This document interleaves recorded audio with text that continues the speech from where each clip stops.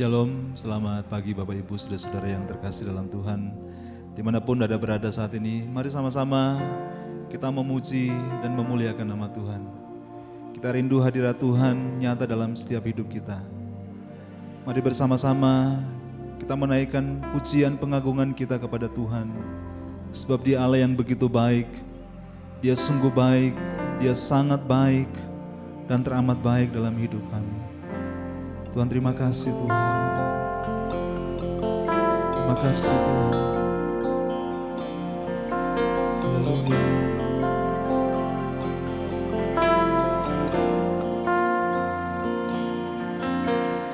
Yesus, Kau sungguh baik.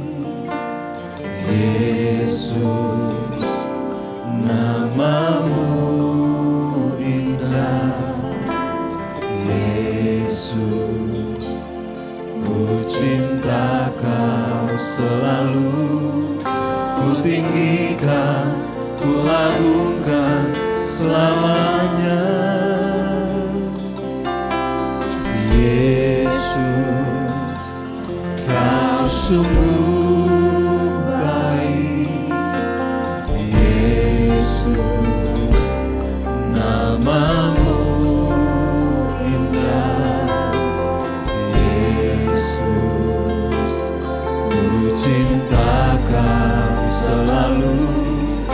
Ku tinggikan, ku agungkan selamanya.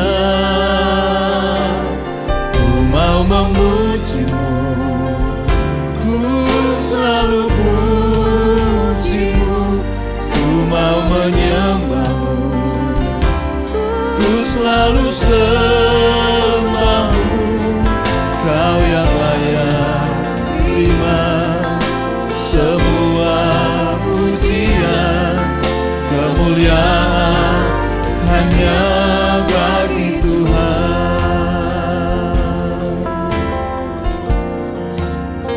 Bersama-sama nyatakan, Yesus, Kau sungguh baik. Yesus, nama-Mu indah. Yesus, ku cinta Kau selalu. Ku tinggikan, ku agungkan selamanya. Ku mau memuji-Mu, oh, ku selalu puji-Mu. Ku mau menyembah-Mu, ku selalu sembah-Mu. Kau yang layak terima semua pujian. Kemuliaan hanya bagi. Ku mau memuji-Mu, ku selalu puji-Mu. Ku mau menyembah-Mu, ku selalu sembah-Mu. Kau yang layak terima semua pujian. Kemuliaan hanya bagi Tuhan. Semua kemuliaan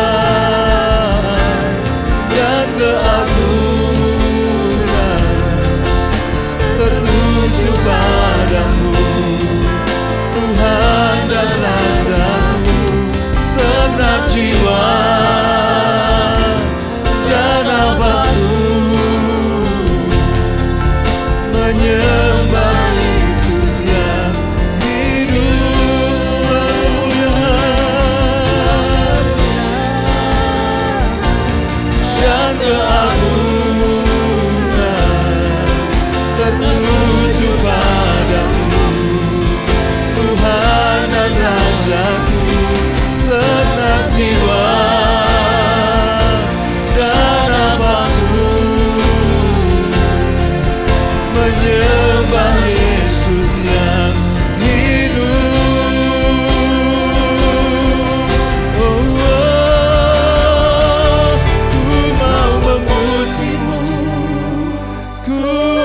selalu pujimu, ku mau menyembahmu, ku selalu sembahmu, kau yang layak terima semua pujian, kemuliaan hanya bagi. Sekali lagi, ku mau memujimu, ku mau memujimu, ku selalu pujimu, mau menyembahmu, selalu sembahmu, kau yang layak Tuhan, terima semua pujian, kemuliaan hanya bagi Tuhan. Ku nyanyi Hosana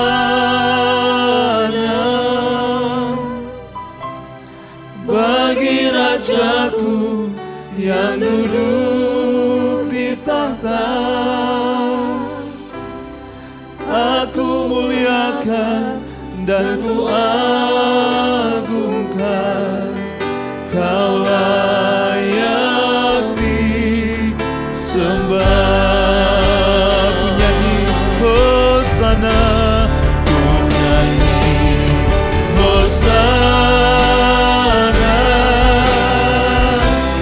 bagi Rajaku yang duduk di tahta. Aku muliakan dan ku agungkan, kau layak di. Sekali lagi, ku nyanyi Hosana, ku nyanyi Hosana bagi Rajaku yang duduk di tahta. Aku muliakan dan ku agungkan, kau layak disembah, kau layak disembah, kau layak disembah,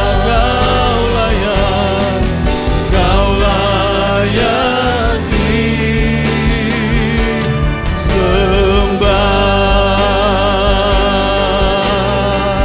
Oh haleluya, kau layak disembah Tuhan. Haleluya, haleluya, haleluya, haleluya, haleluya. Kami memuji Engkau Tuhan, Allah kami yang baik Tuhan. Kami menyembah Engkau, Allah yang begitu mengasihi kami Tuhan. Yesus, terpujilah namamu Tuhan. Yesus, terpujilah namamu Tuhan. Haleluya, haleluya, haleluya, haleluya, haleluya, haleluya. Oh, dimuliakanlah namamu Tuhan, ditinggikanlah namamu selama-lamanya Tuhan. Haleluya, terpujilah namamu Tuhan, terpujilah namamu, terpujilah namamu Tuhan.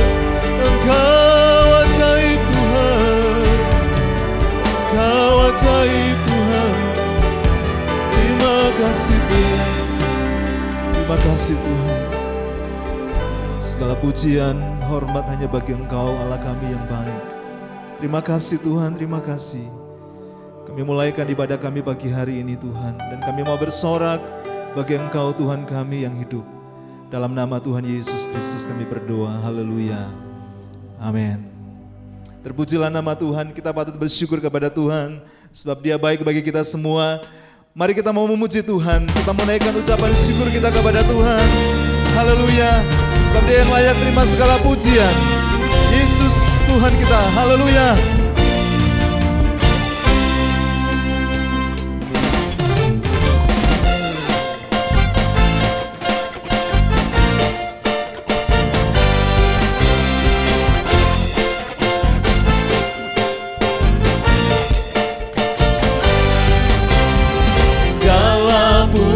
syukur hanya bagimu Tuhan, sebab Kau yang layak dipuja.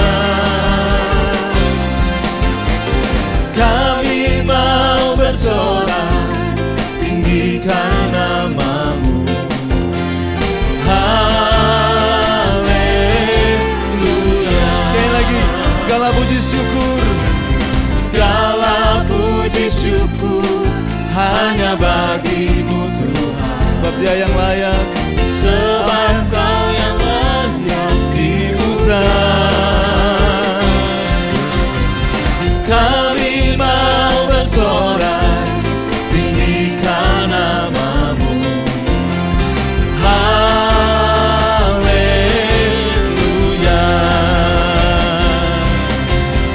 Soraklah haleluya, soraklah haleluya, haleluya.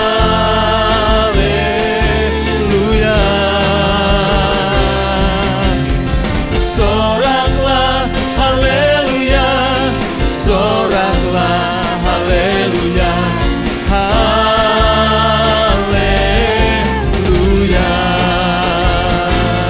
Haleluya. Kami bersuka di hadirat-Mu Tuhan. Segala puji syukur hanya bagi-Mu Tuhan, sebab Kau yang layak dipuja. Kami mau bersorak, tinggikan nama-Mu. Haleluya. Sorakan haleluya, soraklah haleluya, soraklah haleluya, haleluya.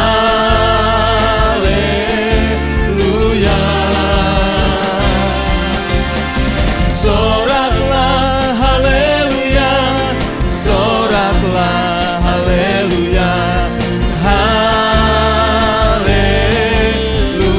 Sekali lagi, sorak haleluya, soraklah haleluya, soraklah haleluya, haleluya.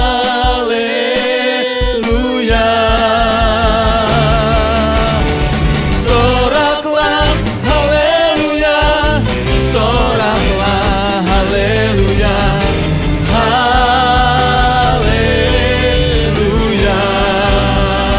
Oh, soraklah haleluya, soraklah haleluya, haleluya.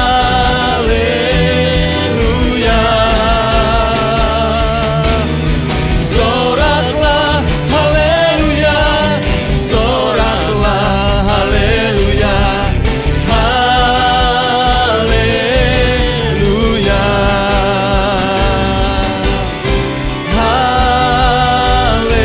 haleluya,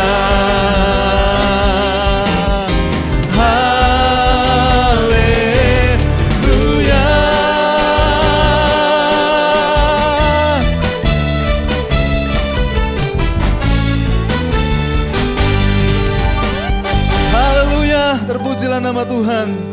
Kita percaya Dia adalah Tuhan Yesus. Dia jalan kebenaran dan hidup. Haleluya.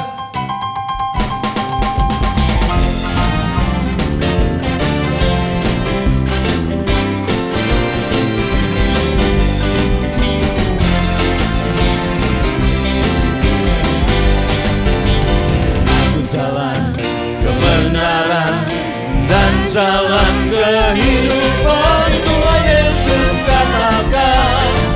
Aku percaya, amin.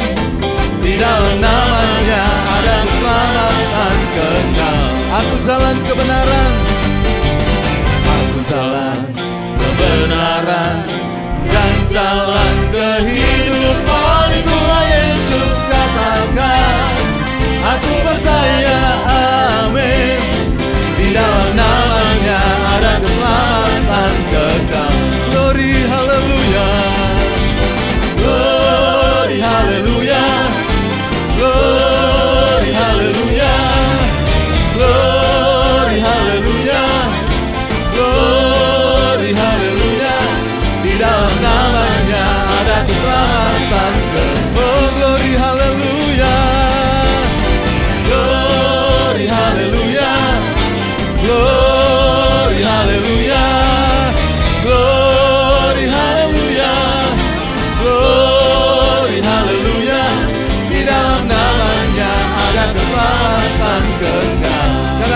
Aku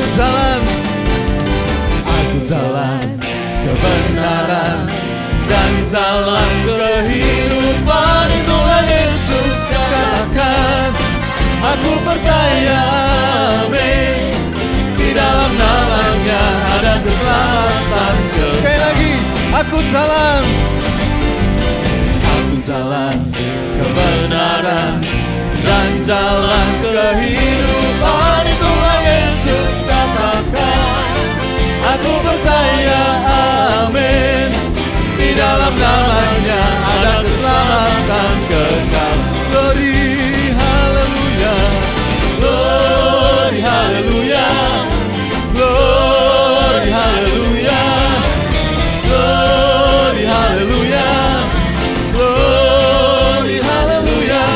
Di dalam namanya ada keselamatan kekal. Sekali lagi, glory, haleluya. Glory, haleluya. Glory, haleluya. Glory, haleluya. Glory, haleluya. Di dalam namanya ada keselamatan kekal. Di dalam namanya ada keselamatan kekal. Sekali lagi, di dalam namanya ada keselamatan kekal. Haleluya. Terima kasih Tuhan. Mari siapkan hati kita untuk mendengarkan firman Tuhan. Inilah kami Tuhan, bagaikan bencana siap dibentuk Tuhan. Bentuklah hati kami dengan firman-Mu Tuhan. Terima kasih Tuhan.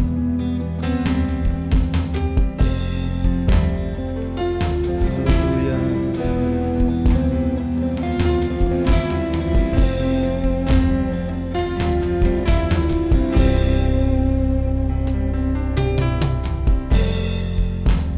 Kekuatan di jiwaku, ketenangan di batinku, ada dalam hadirat-Mu, ku menyembah-Mu.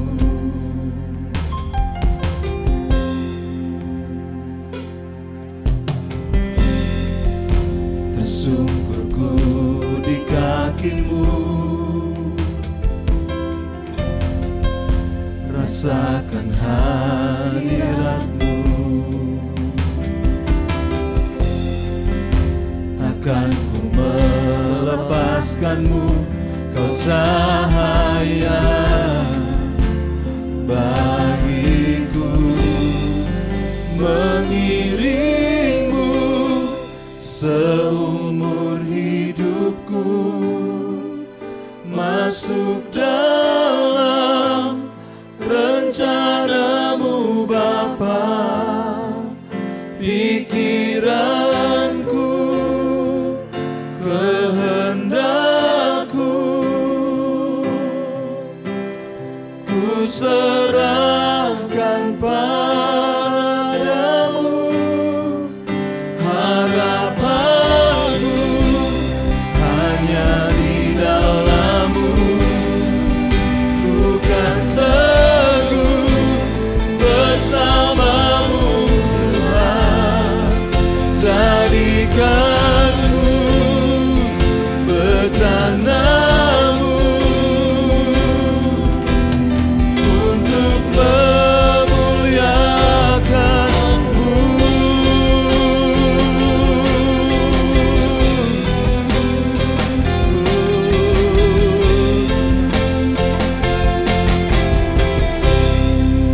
Tersungkur di kaki-Mu, tersungkurku di kaki-Mu. Rasakan hadirat-Mu,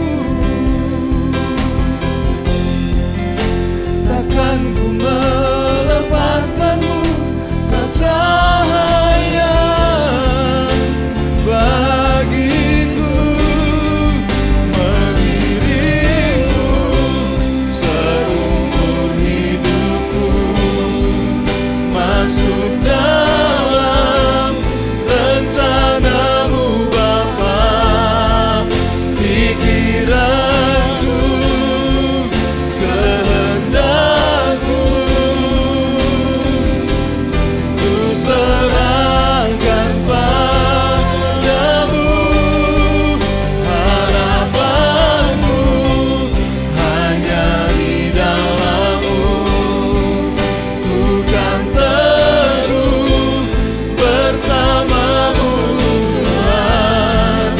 jadikanku bencanamu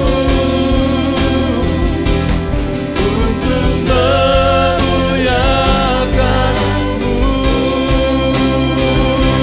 mengiringmu seumur hidupku, masuk dalam rencanamu Bapa. Pikiranku, kehendakku ku serahkan padamu. Harapanku hanya di dalammu, ku kan teguh bersamamu.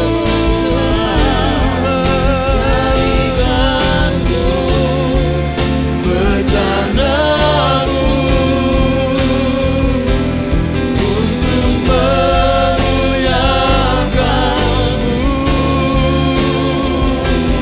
untuk memuliakanmu.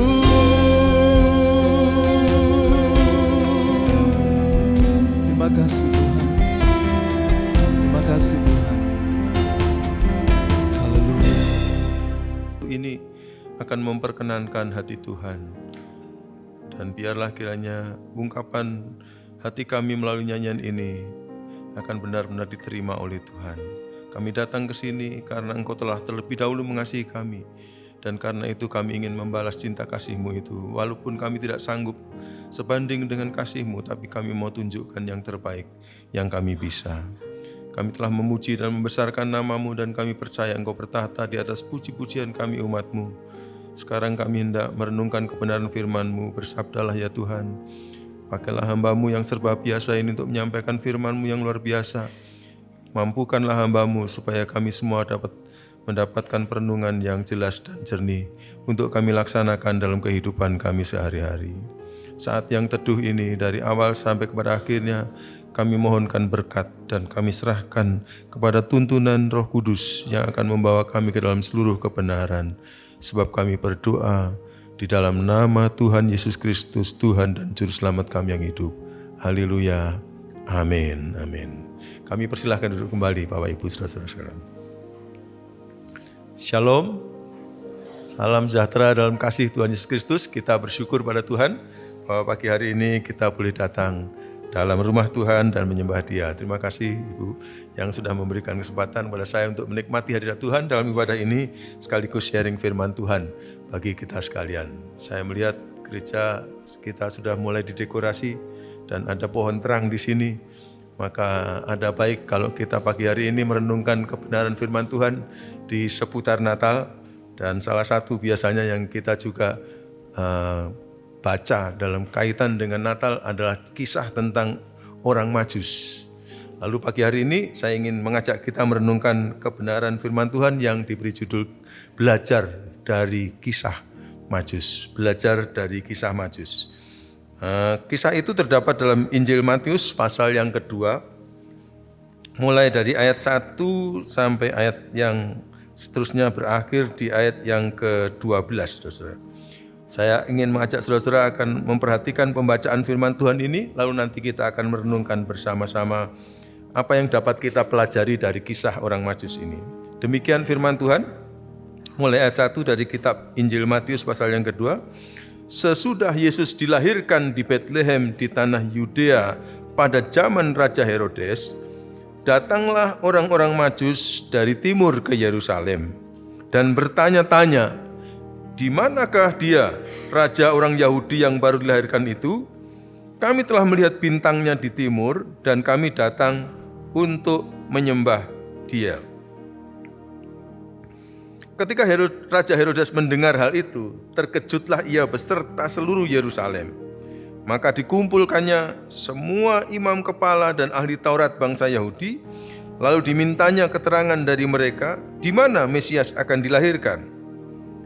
Mereka berkata kepadanya, kepada Herodes, di Betlehem di tanah Yudea, karena demikianlah ada tertulis dalam kitab Nabi. Dan engkau Betlehem tanah Yehuda, engkau sekali-kali bukanlah yang terkecil di antara mereka yang memerintah Yehuda, karena daripadamulah akan bangkit seorang pemimpin yang akan mengembalakan umatku Israel. Lalu dengan diam-diam Herodes memanggil orang-orang Majus itu dan dengan teliti bertanya kepada mereka bila mana atau kapan bintang itu nampak. Kemudian menyuruh mereka ke Betlehem, katanya, pergi dan selidikilah dengan seksama hal-hal mengenai anak itu, dan segera sesudah kamu menemukan dia, kabarkanlah kepadaku supaya aku pun datang menyembah dia. Setelah mendengar kata-kata raja itu, berangkatlah orang-orang Majus itu, dan lihatlah bintang yang mereka lihat di timur itu mendahului mereka hingga tiba dan berhenti di atas tempat di mana anak itu berada. Ketika mereka melihat bintang itu, sangat bersukacitalah mereka. Maka masuklah mereka ke dalam rumah itu dan melihat anak itu bersama Maria ibunya, lalu sujud menyembah dia. Mereka pun membuka tempat harta bendanya dan mempersembahkan persembahan kepadanya, yaitu emas, kemenyan, dan mur. Dan karena diperingatkan dalam mimpi supaya jangan kembali kepada Herodes, maka pulanglah mereka orang-orang Majus itu ke negerinya melalui jalan lain. Saudara-saudara, kisah Majus ini sudah saya kira cukup familiar, cukup terkenal di antara kita. Namun pada pagi hari ini kita coba akan merenungkan kebenaran firman Tuhan, dan kalau saya ingin mengajak, maka yang kita akan renungkan adalah tentang Allah yang diceritakan dalam kisah orang Majus ini, dan tentang orang Majusnya. Kira-kira kita belajar apa daripada mereka, ya saudara. Ada seorang yang pernah mengatakan bahwa kalau kita membaca teks Alkitab, jangan pernah lupa, terutama dalam narasi-narasi, sebenarnya lakon utama dari semua narasi dalam Alkitab adalah Allah sendiri. Jadi dengan kata lain, dalam setiap teks itu, kita harus menemukan siapa Allah digambarkan dalam teks itu. Nah sekarang coba mari kita melihat kisah cerita ini, dan kira-kira Matius sebagai seorang yang diurapi Roh Kudus itu, dia sedang menceritakan cerita ini bukan tertarik karena kepada orang Majusnya sebenarnya yang terutama, tapi kepada Allahnya. Allah itu siapa sih gitu? Allah itu sebenarnya siapa? Nah mari coba kita akan perhatikan. Dengan memperhatikan siapa sebenarnya orang Majus ini, saya kira kemudian kita akan mengenal siapa Allah kita yang diceritakan oleh Matius dalam kisah orang Majus ini. Nah saudara-saudara, Matius ini sebenarnya menulis surat Matius kepada jemaat Tuhan di Antioquia, di Syria, yang mayoritas itu adalah orang-orang Yahudi. Agak menarik ini saudara, karena mengapa? Karena orang Majus ini adalah bukan orang Yahudi. Nah ini yang pertama yang biasanya mesti kita pastikan, karena kita pikir orang Majus ini ya orang yang mengerti Tuhan dan sebagainya. Diperkirakan mereka ini adalah orang-orang yang berasal dari Irak atau Iran sekarang. Jadi dengan kata lain, orang Majus ini adalah nenek moyangnya teman-teman kita di Irak dan Iran itu. Makanya tadi pada waktu orang Majus itu bercerita kepada Herodes bahwa kami telah melihat bintang ini lama yang lalu di tempat kami, dan kami dituntun oleh bintang ini sampai ke sini gitu. Maka Herodes sampai penasaran. Herodes bertanya, kapan itu kamu lihat bintang itu? Di teks yang kita baca tadi kita tidak dapat tahu kapan itu dilihatnya, tapi nanti kalau sudah baca terus ayat 13 dan seterusnya, ayat 16 ternyata memberitahu ya. Orang Majus itu kira-kira jawabannya begini, 2 tahun yang lalu gitu. 2 tahun yang lalu. Loh, kalau begitu berarti orang Majus itu pada waktu melihat bintang pertama kali itu 2 tahun yang lalu. Nah, lama ya gitu. Mungkinkah orang Majus itu melihat bintang itu 2 tahun yang lalu dan mengerti apa maknanya, lalu diam saja, baru kemudian 2 tahun kemudian dia jalan ke Betlehem? Gak mungkin. Pasti pada waktu dia melihat bintang itu, lalu dia mengerti maknanya apa itu, lalu dia akan jalan.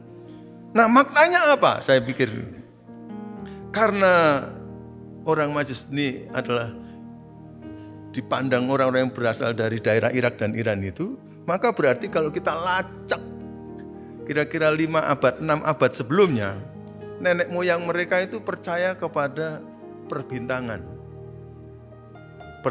Dan gara-gara itu kemungkinan besar pada waktu itu ada narasi-narasi, manuskrip-manuskrip, catatan-catatan kuno yang ditulis tentang kepercayaan mereka mengenai perbintangan. Dan rupanya di dalam manuskrip itu, boleh bilang kalau sekarang itu primbonnya mereka gitu, mengatakan bahwa nanti pada suatu kali ada satu bintang yang besar, dan pada waktu bintang yang besar itu akan muncul, maka itu berarti raja segala raja sedang lahir di muka bumi ini.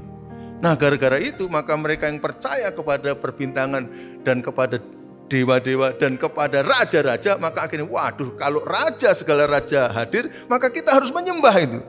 Karena semua raja yang lain berarti ada di bawah kuasanya dia. Oleh karena pengetahuan tentang perbintangan tadi, kemudian mereka mulai jalan. Nah, dan mulai jalan sampai perjalanannya 2 tahun ke arah Bethlehem. Nah, yang saya ingin lihat adalah dari pernyataan Matius ini. Mari kita perhatikan, tadi saya katakan bahwa sebenarnya kitab Matius atau Injil Matius itu ditujukan kepada jemaat Tuhan yang mayoritas orang Yahudi. Dan orang Yahudi itu biasanya tidak terlalu peduli dengan bangsa lain atau menganggap dirinya terlalu tinggi sebagai bangsa kelas 1 sehingga bangsa lain itu nggak perlu apa-apa. Tuhan sangat mengasihi kami dan bukan bangsa-bangsa lain. Tapi Matius menulis di tengah-tengah kitab atau Injil yang ditujukan kepada orang Yahudi. Matius di sini menunjukkan bahwa Tuhan yang kamu sembah adalah Tuhannya bangsa-bangsa. Dia mengasihi bangsa-bangsa sehingga Natal yang pertama tidak cukup dia hanya ngundang orang-orang dalam, bahkan orang-orang tetangga dekat, tapi orang dari jauh diundangnya. Orang yang datangnya untuk jalan ke situ saja membutuhkan waktu 2 tahun itu diundangnya, karena Allah kita itu Allah yang seperti apa. Saya menemukan kebenaran bahwa dari teks ini maka Allah menyingkapkan dirinya sebagai Allah yang tidak eksklusif. Allah kita itu adalah Allah yang tidak eksklusif. Allah kita itu adalah Allah yang suka merangkul siapa saja. Allah kita bukan Allah penolak tapi Allah perangkul. Allah kita Allah yang mau membawa siapa saja ke tangannya. Sedemikian rupa sampai saudara untuk Natal yang pertama ini diundanglah orang dari negeri yang sangat jauh itu, yang perjalanannya perlu waktu 2 tahun. Dan kalau saya renungkan, mikir begini, biasanya kalau kita ada Natalan, ya, lalu kita ngundang orang Natalan, biasanya undangannya berupa apa ya? Bentuknya apa ya? Kertas ya? Kertas itu harganya piro ya? Kalau sekarang malah tidak mau pakai harga lagi, pakai HP, dikirim tanpa harga, luar biasa. Tapi undangan Natal untuk orang Majus harganya berapa saudara? 1 bintang saja harganya berapa? Padahal itu katanya gugusan dari bintang-bintang sehingga cahayanya begitu cemerlang. Undangan Natal untuk orang Majus itu mahalnya luar biasa. Tapi bagi Allah tidak apa-apa asalkan mereka bisa dirangkul untuk masuk dalam kerajaan Allah. Itu Allah kita. Gara-gara begitu maka klik. Kalau diklik, karena Allah kita tidak eksklusif, maka orang Kristen juga tidak boleh eksklusif. Kalau kucing sama anjing aja bisa bu-ainian, maka kita juga harus bisa merangkul siapa saja. Amin, amin, amin. Amin, amin. Orang Kristen yang eksklusif, yang tidak mau ngerangkul orang-orang yang dianggapnya mungkin sebagai orang kelas 2, kelas 3 dan sebagainya, kayaknya tidak seperti Bapaknya, yaitu Allah kita. Orang Inggris bilang like father, like son. Orang Indonesia bilang buah jatuh tidak jauh dari pohonnya. Orang Jawa ngomong kacang masuk ninggalno lanjaran. Orang Batu ngomong ya podo ae. Jadi karena itu kalau Bapak kita itu sifatnya tidak eksklusif. Kalau kita memang mengaku kita adalah anaknya si Bapak itu, maka kita tidak boleh eksklusif. Amin. Kita harus ngerangkul siapa saja. Kalau sudah begini saya jadi ingat kepada gereja di kampung saya. Saudara sudah sering sekali mendengar cerita saya dan barangkali ada yang sampai mulai bosan bahwa Pak Kadut itu terdiri dari 9 bersaudara, semuanya bukan anak Tuhan, tapi kemudian Tuhan menyelamatkan satu dalam kurun waktu 37 tahun. Akhirnya seluruh keluarga jadi anak Tuhan, semuanya aktif melayani Tuhan sebagai majelis gereja, dan ada yang jadi hamba Tuhan dan seterusnya, dan semuanya keturunannya sekarang jadi banyak, yang masih tersisa masih 100 lebih. Masih hidup sekarang jadi anak-anak Tuhan. Baru saja diadakan reuni tahun yang lalu dan yang hadir 70 sekian, dan kita bersyukur pada Tuhan. Nah, itu cerita sudah biasa. Tapi saya kira yang menjadi ingatan kita adalah bagaimana kami bisa menjadi Kristen. Karena ada jemaat, ada gereja di kampung saya yang orang-orangnya persis seperti Allahnya orang Majus ini. Mereka tidak eksklusif. Mereka bergaul dengan kami, mereka merangkul kami, ya. Orang-orang di situ sangat bersahabat dengan kami, sedemikian bersahabat sehingga akhirnya kami itu rasa nyaman sekali dengan mereka. Dan kalau sudah Natalan, gereja di kampung saya itu bangunannya ya cukup besar, mungkin sebesar ini, agak lebih sedikit panjang begitu. Temboknya tebel-tebel zaman dulu karena tidak pakai semen, tapi botonya ditumpuk 2 gini, jadi tebel sekali. Gara-gara temboknya tebel maka dikasih jendela yang banyak sekali, lalu pintunya beberapa. Tapi kalau sudah Natalan, semua jendela itu copot engselnya supaya terbuka. Karena kemudian mereka akan pasang terop lagi di luar sana dan di depan sana. Untuk apa? Karena mereka ngundang kami yang ada di kampung itu. Cuma saya pada masa kecil, saya diajar oleh guru saya bahwa saya nggak boleh ikut-ikut itu. Kebetulan guru saya agak seperti begitu, jadi saya nggak bisa ikut. Maka akhirnya ya saya sebagai anak kecil nggak akan diundang dalam Natalan, ya. Tapi di Natal itu biasanya ada drama. Dan karena dramanya lucu-lucu dan bagus-bagus itu saya suka lihat. Sehingga gara-gara itu bagaimana supaya saya tidak melanggar guru saya, maka saya mulai datang ke acara Natal itu. Lalu kemudian dari jendela itu saya nonton ke dalam. Ya, wong Jawa ini ngomong inguk-inguk gitu, ngelihat ke dalam. Dan saya menikmati itu drama yang mereka sajikan. Dan gara-gara orang kampung itu tidak bisa bikin drama yang karangan, mengarang sendiri, maka akhirnya drama mereka dari apa? Dari cerita Alkitab saja. Dari cerita Alkitab itu ceritakan Gideon, diceritakan Yusuf, Yakub dan sebagainya diceritakan, Abraham mempersembahkan Ishak itu diceritakan. Jadi tiap Natal berarti ceritanya beda-beda dari Alkitab itu, tapi itu bukankah firman Tuhan?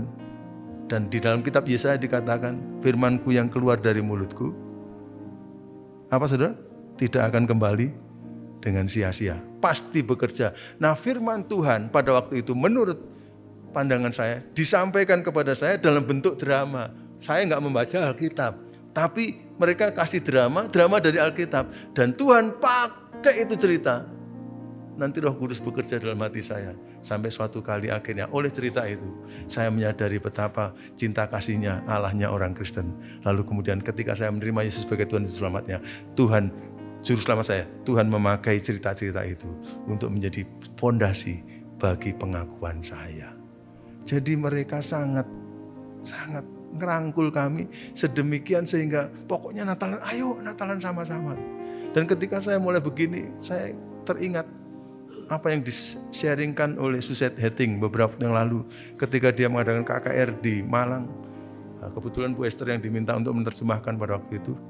Lalu dia cerita mengenai kenapa dia kok sampai terpanggil untuk menjadi evangelis. Dan dia katakan pada tanggal 24 Desember ketika dia sedang ikut mengadakan perayaan Natal di gerejanya, karena di Jerman itu sangat dingin, lalu kemudian ada heater sehingga akhirnya dibikin panas ruangannya, maksudnya hangat supaya nyaman luar biasa. Dan kemudian mereka mulai nyanyi dan gedung gereja dihias dengan luar biasa indah, dan orang-orang berpakaian yang bagus-bagus, pakai topi, pakai macam-macam, luar biasa bagus. Dan kemudian setelah selesai acara Natal itu, dia menjejakkan kaki keluar dan dia lihat di luar gedung gereja itu orang-orang gelandangan yang kedinginan luar biasa dan tidak mendapatkan perhatian. Tuhan berbicara kepada dia, kenapa Natalannya kok begitu?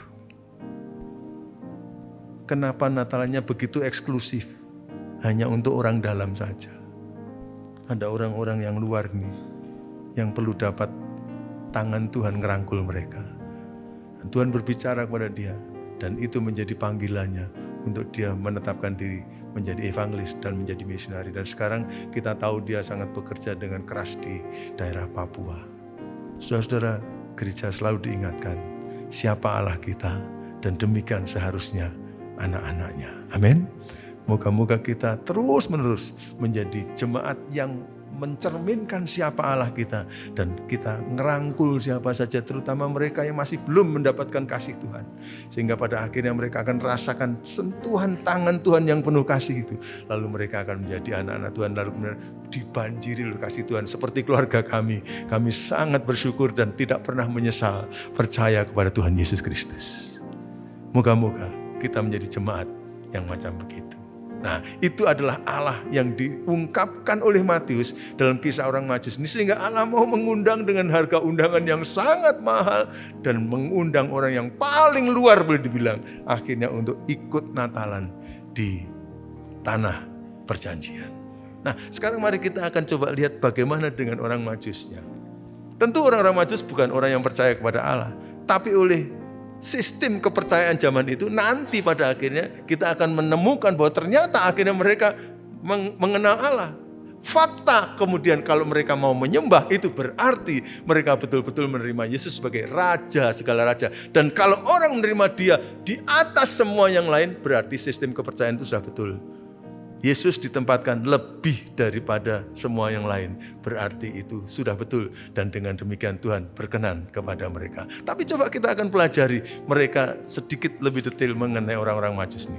Firman Tuhan tadi menjelaskan kepada kita bahwa mereka ditanyai Herodes, kapan kamu lihat bintang itu? Katanya, 2 tahun yang lalu jawabannya.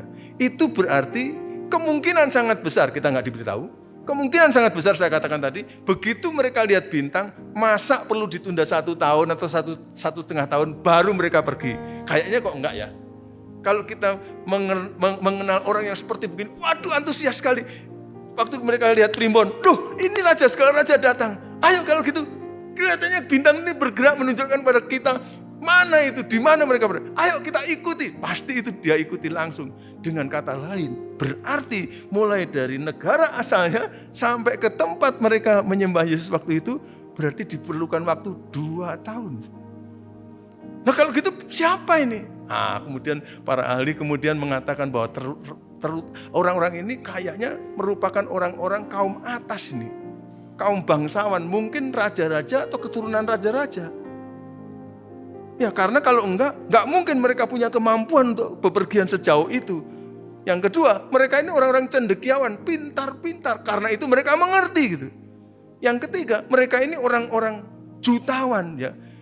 Jadi adalah bangsawan, cendekiawan, jutawan, itu orang-orang top-top. Dan mereka pasti orang-orang kaya itu, mungkin lebih dari jutawan, dan kita perlu istilahkan miliarder barangkali dalam bahasa Indonesia. Karena apa? Karena orang-orang ini harus tinggalkan apa kegiatannya sehari-hari, tidak kerja. Kalau buka toko, tutup tokonya. Selama 2 tahun. 2 tahun tutup toko untuk hanya misi satu ini, lalu menyembah. Lalu setelah itu pulang. Perlu waktu berapa? 2 tahun lagi, 4 tahun tutup toko. Siapa sih yang wani tutup toko 4 tahun? Kalau kita punya hotel tutup 4 tahun. Karena aku mau pergi, mission trip. Wow, luar biasa ini. Bukan hanya itu, perjalanan selama 2 tahun, pergi 2 tahun pulang. Keselnya kayak apa? Luar biasa ini beresiko. Bukan hanya itu, biayanya berapa? Kemudian saya mulai merenung-renungkan, ini renungan saya saja. Kemudian saya temukan bahwa orang Majus ini yang jadi sesuatu bagi kita itu klik, kalau boleh diklik. Mereka ini adalah orang-orang yang sangat niat dan serius. Benar-benar niat dan serius. Kalau nggak niat dan serius, kemungkinan di perjalanan 1 hari, 2 hari mereka akan sudah selesai. Perjalanan naik onta selama 2 tahun, saudara. 2 tahun. Dan ini kemungkinan juga mengapa kok menjadi perjalanannya menjadi 2 tahun ini. Karena masalahnya kalau orang-orang yang kaya-kaya seperti itu tuh sedikit-sedikit kan capek kan saudara. Jadi sedikit-sedikit berhenti. Ada orang yang pernah mengatakan sebenarnya jarak dari mereka ke tanah perjanjian itu bisa ditempuh dalam waktu 8 bulan saja. Coba diklik yang berikutnya. Kalau lewat jalur itu, maka diperkirakan hanya 6 bulan sampai 8 bulan perjalanan ini. Tetapi itu adalah daerah padang gurun. Panas, tidak banyak warung. Jadi orang-orang ini orang-orang kelas tinggi tadi, akhirnya cari jalan raya yang besar, naik dulu ke utara. Ya, hampir seperti perjalanannya Abraham waktu dipanggil Tuhan kan Abraham kan dari sana kan asalnya. Lalu kemudian naik dulu ke Haran, baru turun ke situ. Dan tiap kali capek, mampir ngombe dulu ya, kopi tiam, apa loh. Terus lalu kemudian kemana ya. Lalu kemudian setelah itu nginep di hotel, pengeluarannya luar biasa banyak. Dan setelah 2 tahun sampailah mereka di sana. Jadi ini perjalanan yang niat luar biasa sampai membutuhkan waktu 4 tahun dengan pengeluaran yang luar biasa banyak, dengan pengorbanan kecapean yang luar biasa, padahal baru percaya kepada perbintangan itu. Kalau enggak niat dan serius, enggak mungkin. Dan dalam hal itu kadang-kadang saya kemudian berefleksi. Kita ini dengan Tuhan seserius apa sih gitu. Kalau kita tidak terlalu serius dengan Tuhan itu sebenarnya kenapa sih? Apakah kita benar-benar menghayati anugerah Tuhan tentang keselamatan kita itu benar-benar luar biasa. Lalu kemudian saya mulai teringat kisah-kisah yang diceritakan oleh ibu saya. Saudara tahu pada masa-masa tertentu di mana keponakan-keponakan saya sudah menjadi anak-anak Tuhan. Kami belum jadi anak-anak Tuhan. Karena yang diselamatkan lebih dulu yang kecil-kecil. Lalu kemudian Tuhan selamatkan 3 tahun, 4 tahun, satu orang, sampai akhirnya selalu. Pada waktu itu kami mulai memperhatikan gereja. Dan kemudian saya mulai cakap-cakap dengan ibu saya ketika ibu saya sedang mengajak ibu-ibu di kampung itu untuk membantu memasak di dapur. Lalu ibu saya mengatakan, oh gereja di sini ini luar biasa loh gitu. Dulu itu ada orang-orang yang berasal dari daerah pantai selatan sana ikut ibadah ke sini. Loh kenapa Bu kok sampai begitu saya tanya. Lalu dia katakan, oh ya karena ada orang di sini, jemaat di sini yang saudaranya tinggal di sana dan kemudian pas itu dia sakit, dimintakan pertolongan kepada orang-orang tua, orang-orang pintar, mantri kesehatan dan sebagainya, nggak sembuh-sembuh. Malah makin parah, akhirnya bingung cari pertolongan apa. Jemaat dari sini ini kemudian diajak mengunjungi oleh saudaranya itu, jalan ke sana. Lalu kebetulan mereka mendoakan dan waktu didoakan, ternyata sembuh total. Gara-gara sembuh, maka kemudian orang itu sekeluarga datang ke sini ikut ibadah. Kamu mesti ngerti loh, itu sengsara loh. Kenapa Bu? Karena mereka untuk ibadah jam 9 di sini, mereka harus tinggalkan kampungnya jam 2 pagi. Oh, sebegitu jauh. Ya, perjalanannya sejauh itu. Dan perjalanan itu tidak hanya jauh, tapi harus menyeberangi 2 sungai. Dan kalau nyeberang sungai, mereka terpaksa pada jam-jam itu tidak ada perahu. Jadi mereka harus copot baju, lalu kemudian mereka renang pakai baju lagi, lalu kemudian waktu mereka nyeberangi sungai Berantas yang besar itu, wah itu juga sengsara, tapi mereka lakukan. Dan tiap hari Minggu, jam 2 untuk kebaktian jam 9. Lalu saya mulai hitung-hitung, waduh luar biasa ya.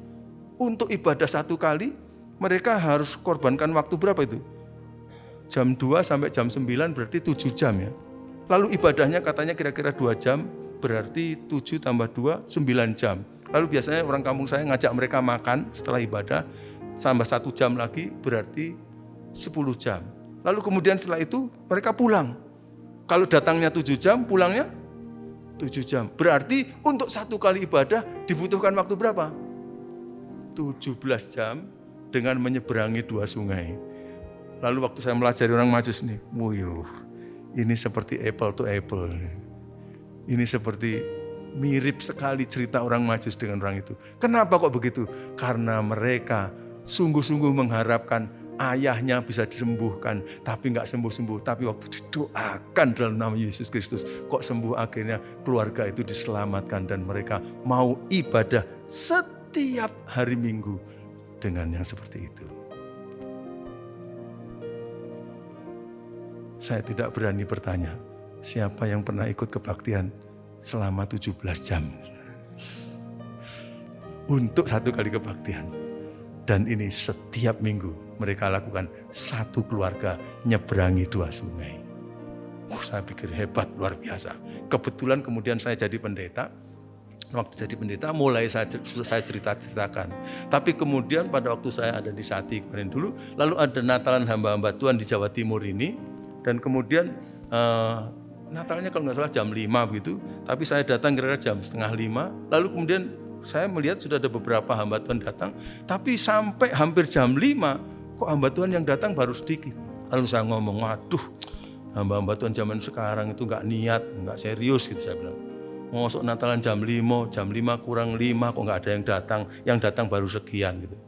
Nggak seperti yang diceritakan oleh ibu saya itu, mengenai satu keluarga, satu keluarga yang akhirnya dapat kesembuhan dari Tuhan, mendapatkan hadiah dari Tuhan. Akhirnya mereka, lalu saya cerita, mereka akhirnya untuk ibadah di kampung saya jam 9, mereka sudah tinggalkan rumahnya jam 2 pagi. Lalu sementara begitu, ada 3 hamba Tuhan laki-laki, saudara mengatakan, Pak Gadot rupanya dengar cerita itu dari ibu. Iya, salah Pak cerita itu. Hah, salah? Jadi salahnya di mana? Ceritanya betul, tapi jamnya Pak, jamnya salah. Waduh. Jadi bukan jam 2 Pak, jam 3 kah? Enggak. Jam 4? Enggak. Jam 5 Pak? Enggak. Waduh, aku kadung tahu cerita ya. Enggak, bohong-bohongan ini ceritaku ya. Saya itu paling takut bohong. Lalu kemudian jam 6? Enggak Pak. Lalu jam berapa? Jam 11 malam. Loh, kok Bapak tahu? Lah kami bertiga ini, pendeta ini, itu anaknya Bapak yang disembuhkan itu. Oh. Anaknya 6, 3 cewek, 3 laki. Zaman dulu itu biasanya laki-laki yang lebih jadi pendeta. Jadi laki-lakinya semua terpanggil jadi anak Tuhan. Lalu kemudian mereka jadi hamba Tuhan semua. 3-tiganya pendeta di Jawa Timur ini. Itu Bapak kami Pak. Oh jadi jam berapa? Yang benar jam 11 kami berangkat dari rumah. Loh tambah lagi nih. Jam 11 sampai jam 9. Pirang jam ini? Jam 11 sampai jam 9 pagi. Berapa? 10? 10. Lalu kemudian ibadah 2 jam, 12, makan 1 jam, 13, pulang lagi 10 jam. Sedino blek saudara. Ibadah 1 kali. Dan waktu itu saya kemudian angkat topi dan katakan, Pak, luar biasa. Kenapa Bapak mau lakukan itu? Pak, kesembuhan ayah saya membawa kami menerima Yesus sebagai Tuhan dan Selamat saya. Dan kami tahu ternyata surga itu hanya gratis dari Tuhan Yesus. Jadi kami sangat bersyukur. Perjalanan itu tidak sebanding dengan kemurahan Tuhan buat kami Pak. Sehingga kami hanya mau balas cinta kasih Tuhan dengan itu. Luar biasa. Oh sekarang mereka nggak jalan lagi, saudara. Gereja-gereja dibangun di tempat-tempat itu, di Malang Selatan, di Blitar Selatan. Banyak lagi gereja-gereja sekarang sehingga mereka bisa ibadah di tempatnya. Tapi sejarahnya seperti itu. Dan moga-moga cerita ini menolong kita.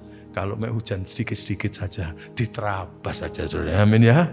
Kita terus ibadah, melayani sedikit-sedikit flu. Bu Esther tadi juga sedikit-sedikit sakit. Ada pelayanan di Surabaya.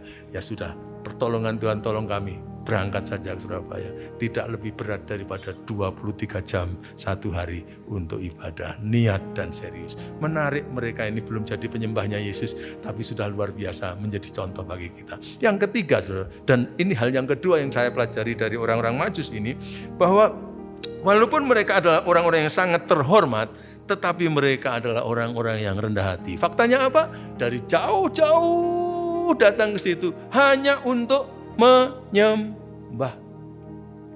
Dan penyembahan bagi orang-orang zaman kuno itu pasti wujudnya adalah bersujud. Sujud itu menunjukkan kerendahan hati mereka. Ini adalah orang-orang kelas atas semua. Agak sulit biasanya orang-orang kelas atas seperti ini mau bersujud. Pinternya ya paling pinter, kedudukannya ya paling tinggi, hartanya ya paling banyak. Tapi mereka rendah hati luar biasa.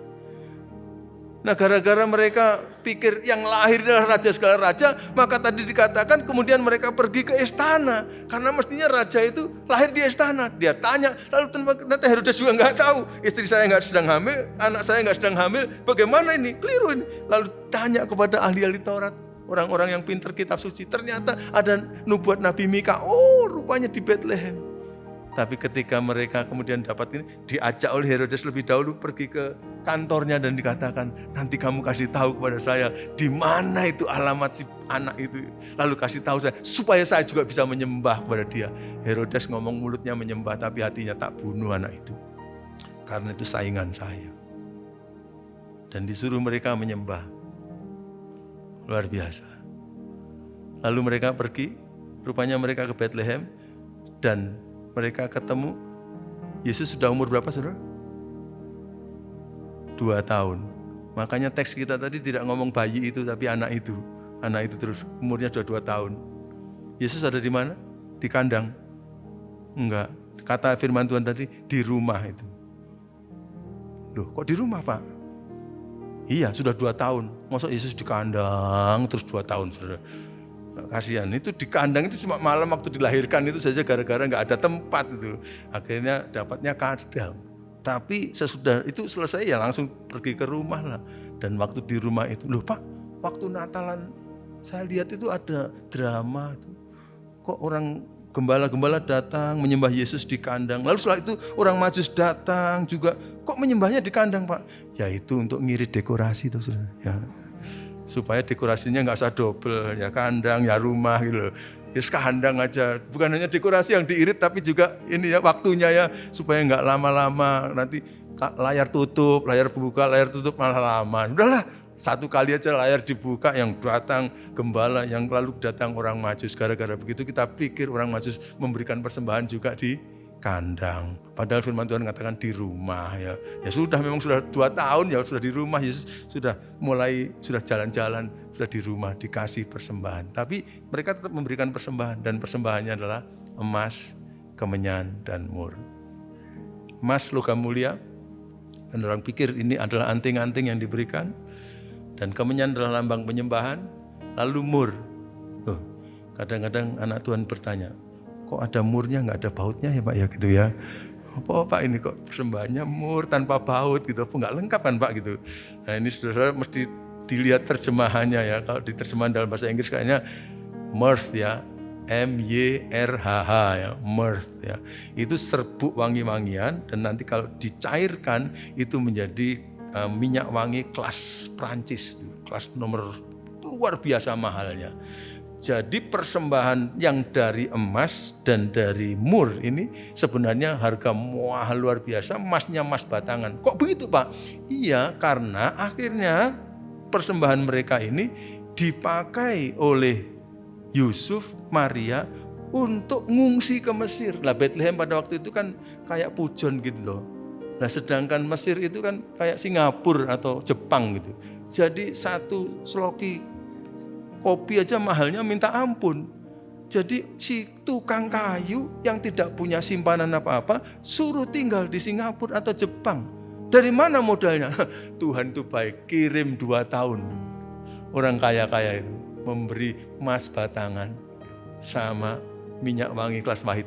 Waktu dijual bisa dipakai oleh satu keluarga itu untuk tinggal di sana.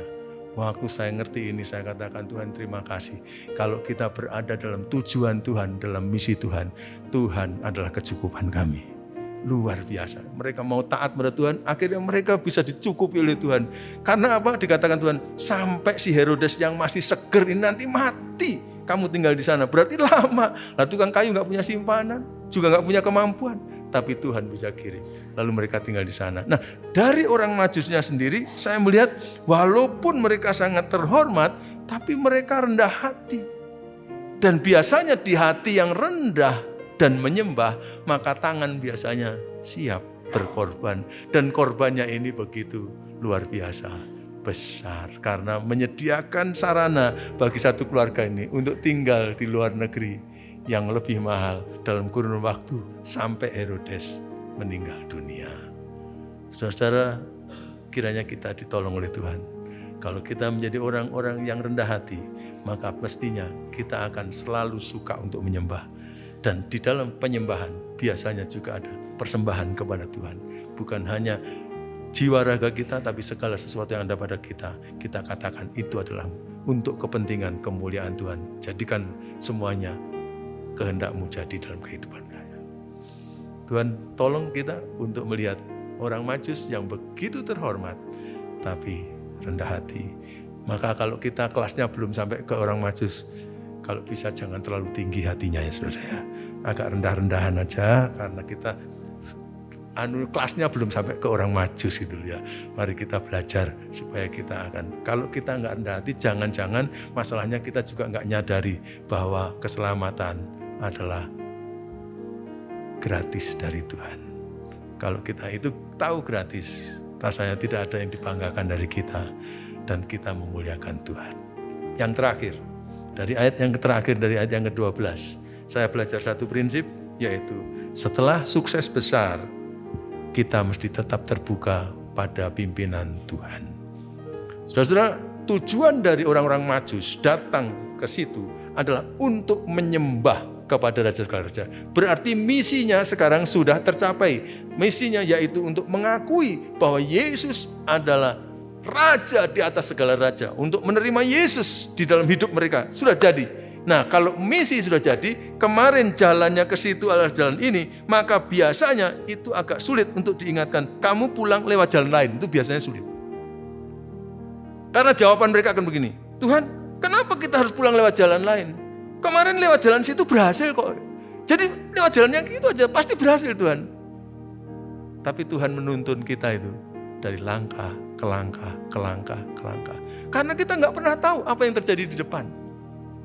Dan yang menarik saudara, orang Majus itu ketika mereka dikasih tahu Tuhan begitu, lalu sukses besar, penyembahan sudah terjadi, disuruh lewat jalan lain, mereka tetap terbuka pada pimpinan Tuhan. Ya kalau begitu lewat jalan lain.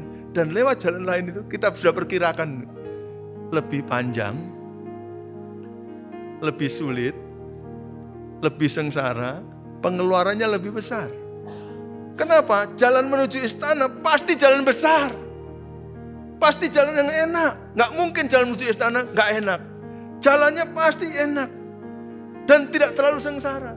Tapi kalau disuruh lewat jalan lain yang tidak diketahui Herodes, pasti jalan ini harus lewat jalan-jalan tikus yang gak ketahuan. Berat, sulit.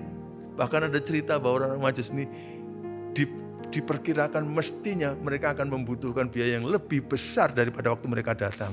Dan yang celaka, seandainya orang Majus ini kan orang pintar-pintar. Waktu memberikan persembahan tadi, dihitung waktu jalan datang, biayanya berapa? Misalnya 1 miliar. Oh kalau gitu sisanya kok 7 miliar. Oke, 6 miliar dipersembahkan karena 1 miliar untuk pulang gitu. Misalnya gitu ya.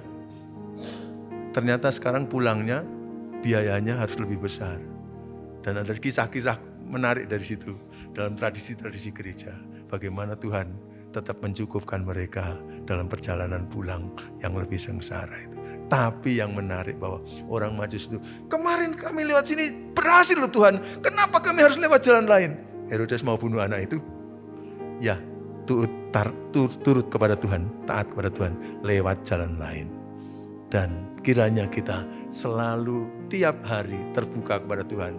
Tuhan, setelah saya sampai di sini, jalan ini berhasil. Tapi jalan kemudian misalnya tidak lewat jalan ini, lewat jalan mana? Tapi kalau engkau juga mau saya lewat jalan itu, saya selalu terbuka kepada tuntunan Tuhan.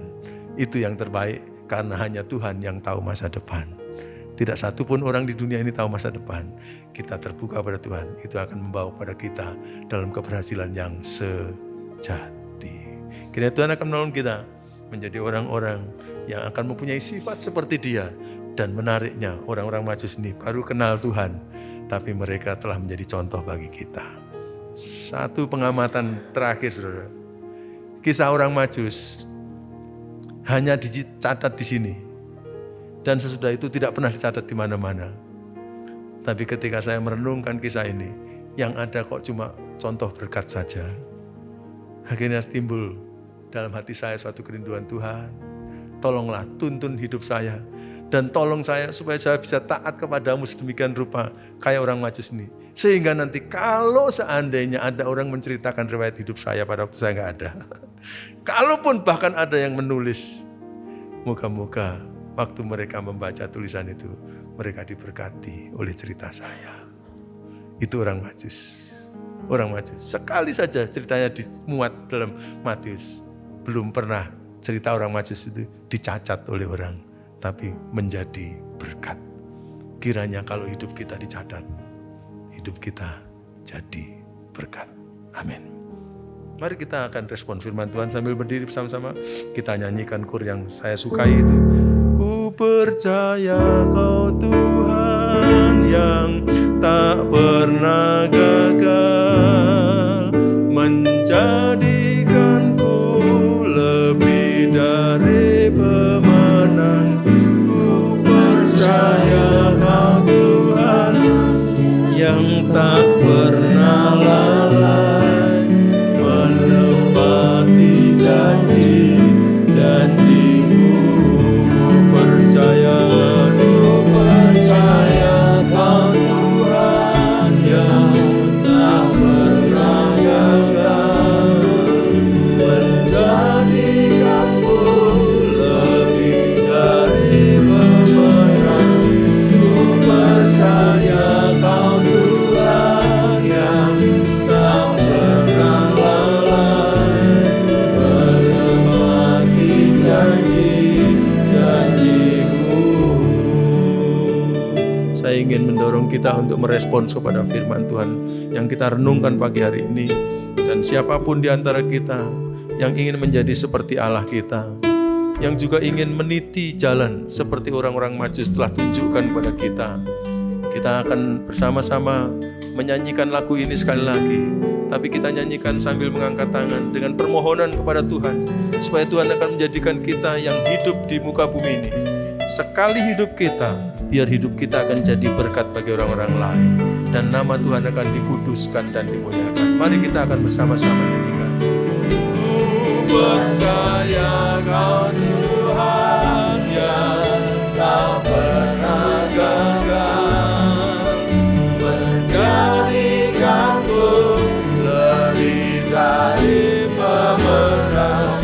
Ku percaya Kau Tuhan yang tak pernah lalai, menepati janji-janji-Mu, menepati janji, menepati janji-janji-Mu, menepati janji, menepati janji-janji-Mu.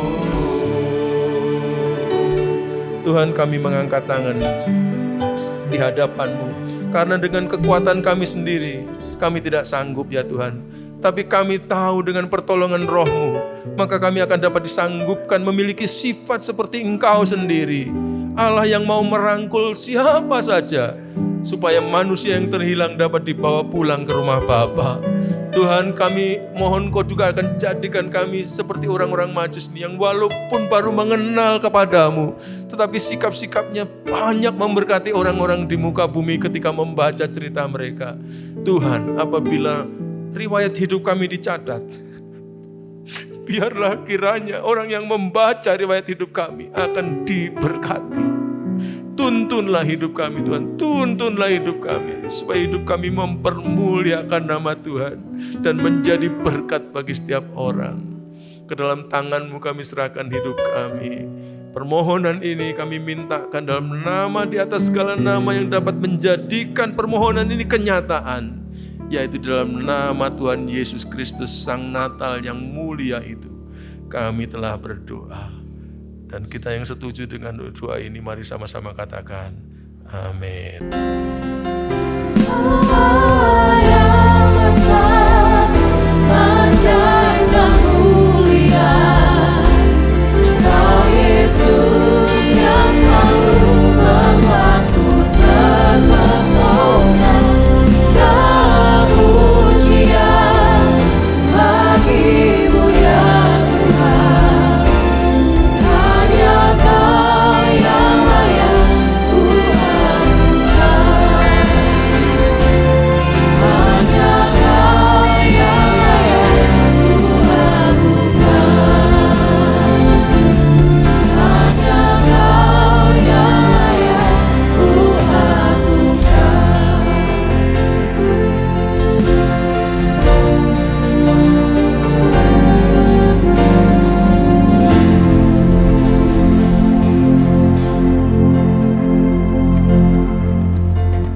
ya Tuhan, hadirat-Mu tetap menyertai mereka untuk memberkati setiap rumah tangga mereka, seluruh anggota keluarga mereka.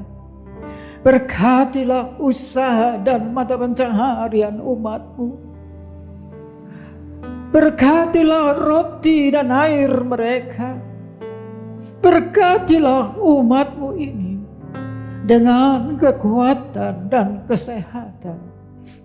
Sesungguhnya Dikau sangat mengasihi umat-Mu. Seluruh umat-Mu ini ada di dalam telapak tangan-Mu, dan tak seorang pun dapat merampas mereka, domba-domba-Mu ini, dari dalam tangan-Mu. Hamba-Mu berdoa, bawalah seluruh sidang jemaat-Mu ini semakin hari semakin dekat kepadamu, semakin mengasihi Engkau ya Tuhan, sehingga mereka boleh tiba di puncak bukit kesucian-Mu dan memandang wajah-Mu yang indah. Kini sidang jemaat yang dikasihi Tuhan, Allah yang kekal adalah naungan-Mu, dan lengannya yang abadi menopang Engkau. Tuhan memberkati Engkau dan melindungi Engkau. Tuhan menyinari Engkau dengan wajah-Nya, serta memberikan Engkau kasih karunia. Tuhan menghadapkan wajah-Nya kepadamu dan memberikan Engkau damai sejahtera di dalam berkat nama Tuhan Yesus Kristus.